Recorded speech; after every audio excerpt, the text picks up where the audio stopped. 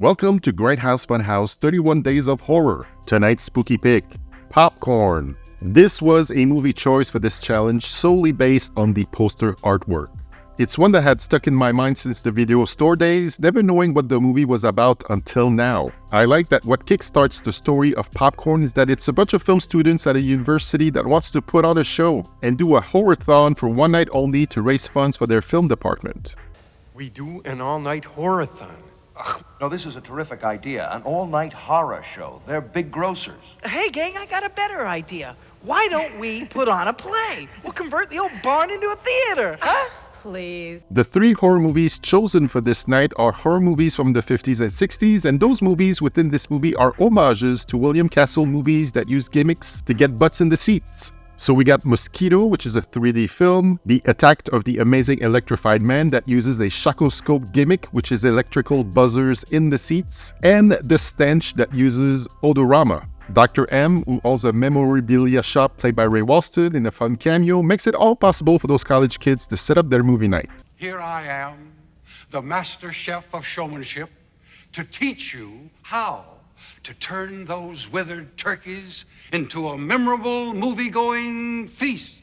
When they finish unpacking all the stuff they need to set up their theater they're in, they find this reel, a short movie titled Possessor. No, not this one. Starring Leonard Gates, a guru of a weird 60s film cult, who wants us to come into his head.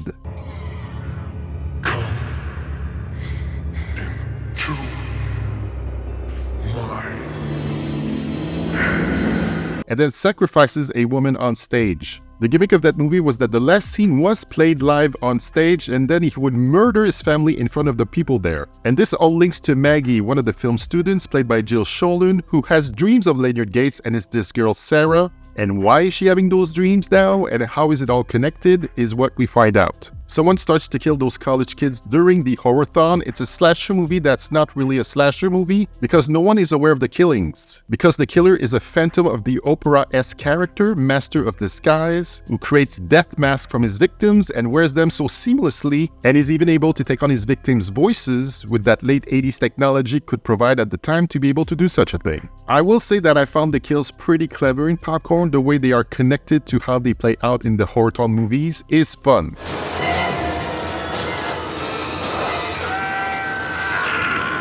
Look, it's just an okay movie. First of all, I saw one of the best movies that's ever done it when it comes to 50s and 60s William Castle-esque movie homages, with Matinee back in 1993, 2 years after Popcorn was released, but I did see Joe Dante's masterpiece first. But Popcorn does have its goofy charms, and as a film nerd myself, the whole setup of a bunch of college kids organizing a horror-thon in an old movie house, what's not to love about that, and something I wish I could do. Acting-wise, none of the actors playing the college kids stood out for me. Pretty much all cookie-cutter characters we've seen in tons of movies like this. Wallace does show up in another mom role, which she is the queen at, but doesn't get much to do here. The whole movie was shot in Jamaica for some reason, and that find kind of blew my mind when I saw that listed in the end credits, and that is why we hear a lot of reggae songs on the soundtrack. This song in particular is quite the banger. Scary, scary movies on the silver screen.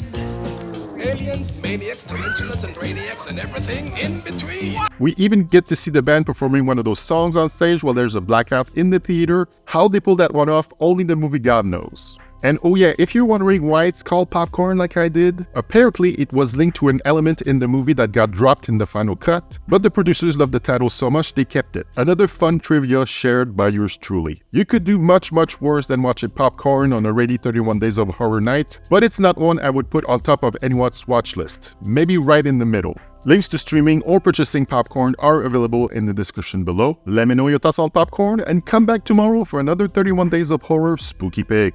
Ooh, awesome head, man. Excuse me.